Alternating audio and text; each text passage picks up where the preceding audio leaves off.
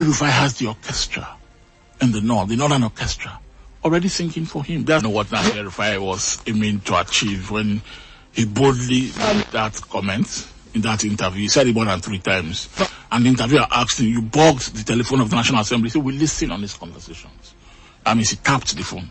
Or they tapped the phone. We listen on his conversations doesn't mean that there was somebody in the room when they were talking. It means that when he's on the phone, somebody is listening to what he's saying. They tapped his phone, essentially. That's what Nasir El-Rufai admitted. And you know what? He wanted to admit it. He wanted the world to hear him admit it. See, Nasir El-Rufai is playing the game, El-Rufai here. And I think he's throwing the card, arrest me, please detain me, make me a martyr. That's the game he's playing. You know, I want you to arrest and detain me, make me a martyr, you know. And I think in many rooms in the villa today, the government is saying, let's not fall into this trap. Let's not fall into this El-Rufai trap. But you know the tragedy is that whether they fall into the trap or not, El-Rufai has the orchestra in the northern orchestra, already singing for him. They are singing his name in their songs already. Yesterday, as he was leaving Kaduna to come to Abuja today, before he goes to the EFCC, you saw the number of trouble. 30 vehicles. Yeah, they were loaded people. They were driving. They said they'll follow him to EFCC today. He knows El-Rufai panders. He riles that particular orchestra. And the moment he riles them, they sing his name. He knows that whatever you do to him now is the disruptor. I think he's ready to even go into detention. So he reads another one. A letter he wrote to the Office of the National Security Advisor. Since January. Yes, since January, asking the National Security Advisor to explain to Nigerians why they imported 10 kilograms of thallium sulfate. Yeah. You know, a chemical compound that has been described as the perfect poison.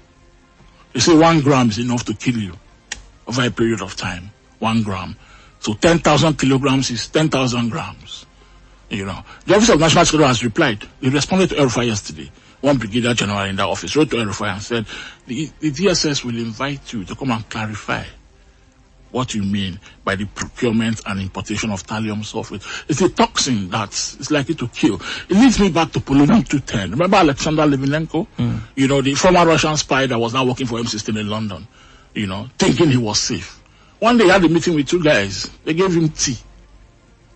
That was the end. November 1, 2006 was when he met the other meeting. By November 23, no hospital in the UK could save him. He has been poisoned inside. And there's Alexei Navalny too. There was Navalny as well.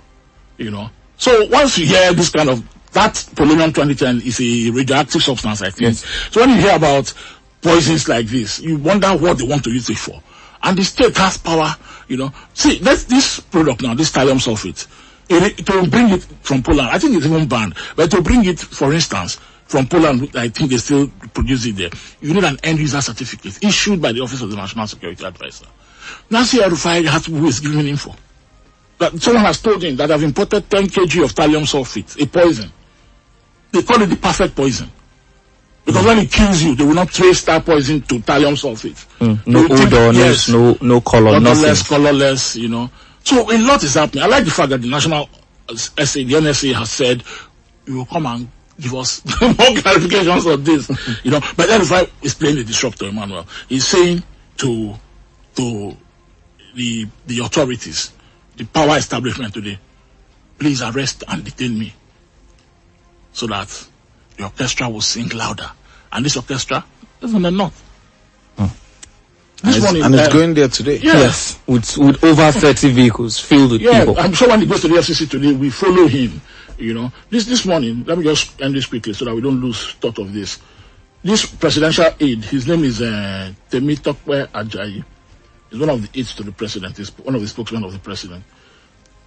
I will post this on my social media so you can read it. He wrote this one. He said, it's time for Nasir El-Rufai to look himself in the mirror. Nasir El-Rufai is playing games in his typical fashion, also playing to the gallery. He knew there was no government procurement of thallium sulfate into Nigeria from Poland through the office of the NSA.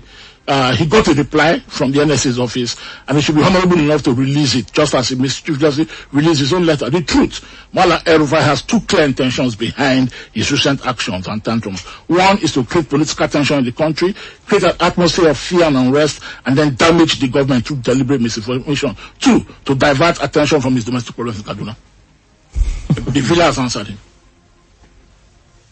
Okay.